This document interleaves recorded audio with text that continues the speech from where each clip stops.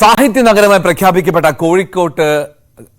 കോഴിക്കോട് നഗരത്തിൽ അധികൃതർക്ക് മേനി നടിക്കാൻ കഴിയാത്ത മറ്റു ചില കാഴ്ചകൾ കൂടിയുണ്ട്. അത്തരത്തിലൊരു കാഴ്ചയിലേക്കാണ് ഇനി പോകുന്നത്. പണിക്കർ റോഡിലുള്ള കോർപ്പറേഷൻ ഫ്ളാറ്റ് ഏത് നിമിഷവും നിലം പൊത്താമെന്നുള്ള നിലയിലാണ് ഫ്ളാറ്റ്.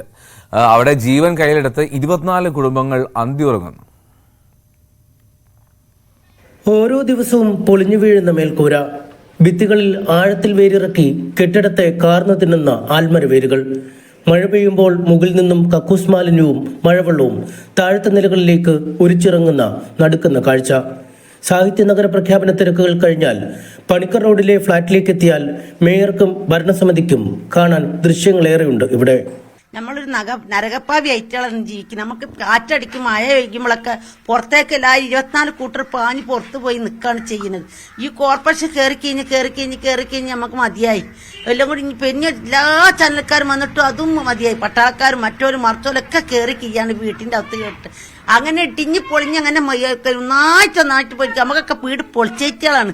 അതിനെ കോർപ്പറേഷൻ നമുക്ക് കണ്ടിട്ടില്ല ഇതുവരെ കോർപ്പറേഷനിൽ നിന്ന് നമുക്കൊരു സഹായം നമുക്ക് ഉണ്ടായിട്ടില്ല. ഇടിഞ്ഞിങ്ങനെ നിരന്തരം ഇടിഞ്ഞ് വീഴുന്നുണ്ട്. ദിവസം ഓരോരുത്തർ പേടിച്ചിട്ട് അങ്ങോട്ടും ഇങ്ങോട്ടും മാറി നിൽക്കുകയാണ്. ഇപ്പൊ നിങ്ങൾ ഈ റൂം കണ്ടില്ല, ഒരു തൽക്കാലം ഇപ്പൊ വാടകയ്ക്ക് പോയി നന്നായിട്ട് പൊളിഞ്ഞ് വീഴുന്നൊക്കെ മത്സ്യത്തൊഴിലാളികളാണ്, സുഖമില്ലാത്ത ആൾക്കാർ, അങ്ങനെയൊക്കെ ആണ്. എത്രയും പെട്ടെന്ന് ഇതൊന്ന് പൊളിച്ച് നന്നാക്കി തന്നാല് നമുക്ക് ഇതായിരുന്നു. മേൽക്കൂരയിൽ നിന്ന് കോൺക്രീറ്റ് പാളികൾ അടർന്നു വീണ് കുട്ടികളടക്കം നിരവധി പേർക്ക് പരിക്ക് പറ്റിയിട്ടുണ്ട്. ദുർഗന്ധപൂരിതമായ മുറികളിൽ കിടക്കുന്നതും ഭക്ഷണം കഴിക്കുന്നതും ഗതികേട് കൊണ്ടെന്ന് താമസക്കാർ. ബാത്റൂമിലെ കോസറ്റിലെ വെള്ളമാണ്. നമ്മൾ 3-4 കൊല്ലം ഞങ്ങൾ നോക്കിയാൽ കാണല്ലോ എത്ര കൊല്ലം ഇത് നമ്മൾ വന്നപ്പോഴേ ഉള്ള അനുഭവിക്കുന്ന അനുഭവം. കക്കൂസിലെ വെള്ളം. ഞാനൊരു സുഖമില്ലാത്ത ആളെൻ്റെ ഉമ്മൊരു പ്രായമുള്ള ആളാണ്. ഭയങ്കര സ്മെല്ല് അതിൻ്റെ ഉള്ളിൽ. ഔട്ട് ഫാൻ വെച്ചിരിക്കണം, ജനാല അങ്ങനെ തുറന്ന് വെച്ച് ഇതൊക്കെ ചെയ്തിരിക്കുകയാണ് ഇവിടെ. പൊളിഞ്ഞ് പിന്നെ വീണതിന് കണക്കില്ല. ഇപ്പോൾ കണ്ടില്ലേ പൊളിഞ്ഞ് വീണതൊക്കെ. ഇങ്ങനെയുള്ള അവസ്ഥകളൊക്കെയാണ് ഇവിടെ. 1983 അന്നത്തെ മേയറായിരുന്ന കെ നാരായണൻ നായരാണ് ഫ്ളാറ്റ് ഉദ്ഘാടനം ചെയ്തത്. മത്സ്യത്തൊഴിലാളികളടക്കമുള്ള അടിസ്ഥാന വർഗത്തിന് ഫ്ളാറ്റ് എന്നത് സ്വപ്നം പോലും കാണാൻ കഴിയാത്ത കാലം.